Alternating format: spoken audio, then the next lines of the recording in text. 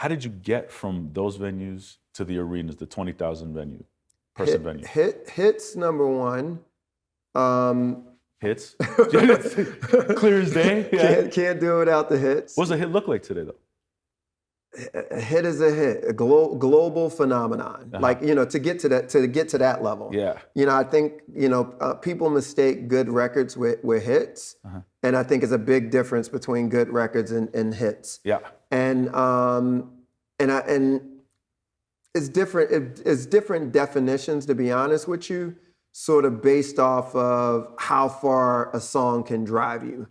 And I think with going from like the smaller venues to bigger venues, it's not just rolling into those bigger venues. It's actually being able to build the demand, test that demand as well.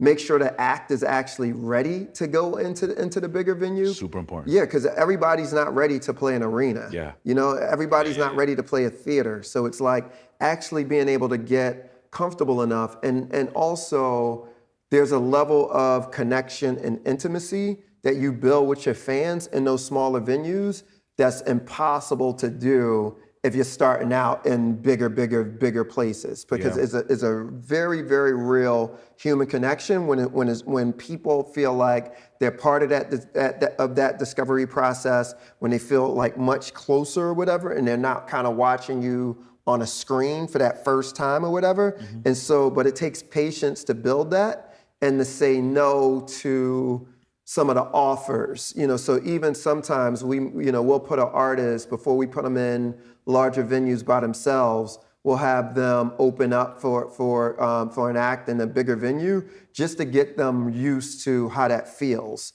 Stadiums is a totally different thing, because stadiums is a big disconnection, just the way is built. So if you're a person who gets your energy from that connection, because some performers, their performance energy comes from that connection. Right. When the stadium layout is built in a way where you're that far from the fans or whatever, it is a different type of show. So you got to get used to that. So it's just strategy that goes into it. Yeah, that was I think you mentioned the strategy that you guys took. Gaga opened up for New Kids on the Block. Yeah, she did. Yeah, her first tour was Very first tour? No, that was her first big tour. Okay. But we did clubs, so we were doing probably under maybe 100 people in the club sort of thing, and then we did New Kids on the Block, which was they were doing arenas. Yeah. So she was the opening act, like 20 minutes, like with this much stage. Yeah. You can't go here. You can't go here. You got to stay right here. Yeah. If you move after, we're gonna give you all shit. the lights are there still on. Get it all down. We're turning down the volume. There's only a certain amount. Yeah. So all that. I love actually the fact, because I'm Canadian, so I got to shout out Canada. But you guys started the record. Is it Poker Face? Just Dance started. Just Dance. Yeah, Canada was the first market that broke for us. Do you remember what station it was in Canada? I do not remember the station. It was Toronto, though. I remember hearing that record. It was Toronto. All the time on the radio. Canada. Nonstop. But that's, a lot, like, we don't care where the smoke comes from as long as there's smoke. So it's like, sometimes you never know, like, we got some songs might start in like Indonesia or Vietnam or like, these like places that you didn't intend for the record to go because you were working it here.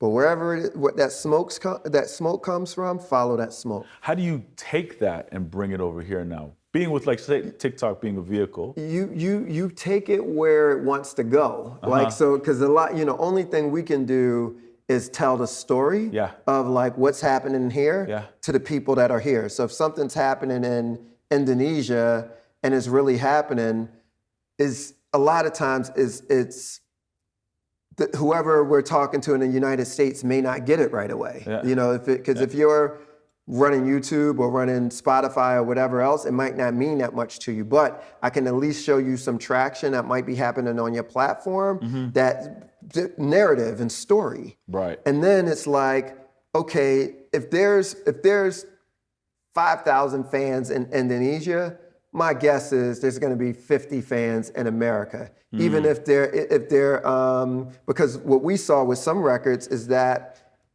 if it's happening in Vietnam and it's blowing up, it's some Vietnamese Americans that are on it as well too. That's true. So Yeah, we yeah, see yeah, it sort of translate, through the cultures like that too. Yeah, that's true. It's an important thing that I think a lot of people are thinking about too now is the super fan, which you were talking about as well. I've always thought about that, just even like from a marketing aspect, capturing the data of the super fan. How important is that in this day and age, considering that the algorithms, the subscribers or the followers doesn't matter anymore. It's more so about how can you get those, in my opinion, how can you get those fans off of that platform directly into whether it's an SMS strategy, whether it's an email list. Can you talk a little bit about to that and how important that is, especially in this day and age? Yeah, so it's like when you look at the biggest group in history were the Beatles. Yeah. And you think about the Beatles connection that they had with their fans, where like people are fainting and waiting at airports and everything. And back then it was no thing called CMS or, any data collection or anything like that. It was fan clubs and fan letters, and fans would write in and you would get those fans' addresses and then you would send them whatever back or whatever in fan mail. That connection still hasn't changed to this very, very, very day because it's the way that people want to feel. So it's like, so we got better tools now. So, whether it's something as simple as the artist hearting a like and a comment that they might have seen on a social platform. That's the same thing. Or whether it's replying to that comment, or whether it's inviting them into a community based off of the level of fandom that you've seen. It's going to be all types of ways for people to do it. So if you look at, it's some fan groups that have no official organization from the artists or the management team that are some of the strongest fan bases out there because they're self-organized. Yep. They will, you say something about this artist online, the whole community comes after you and everything else or whatever. And they're gonna buy the tickets, they're gonna buy the merch, they're gonna, do all of the things that you would want them to do.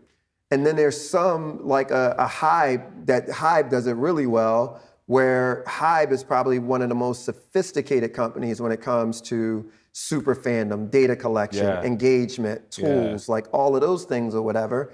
And they've been able to build an incredible business off of it. Yeah. So the most important thing is making sure that you have engagement with the super fans, that you recognize who they are, that you have engagement, and so Nicki Minaj is doing the same exact thing as Hybe, but just in a different way. You know what I'm saying? Yeah. I remember when it first started to go with Jesse, when I realized this was really, there's a couple of indicators, but the one where it was like the super fans were starting to get together, and then you follow them, and then you start to see photos that I've never seen before. Oh yeah. Quotes of Jesse that I've never seen before. I'm like, and then you're talking, you're like, when did this happen? Yeah. You're like, wow, this is moving at a different pace at this point. Yeah. It's incredible to see that.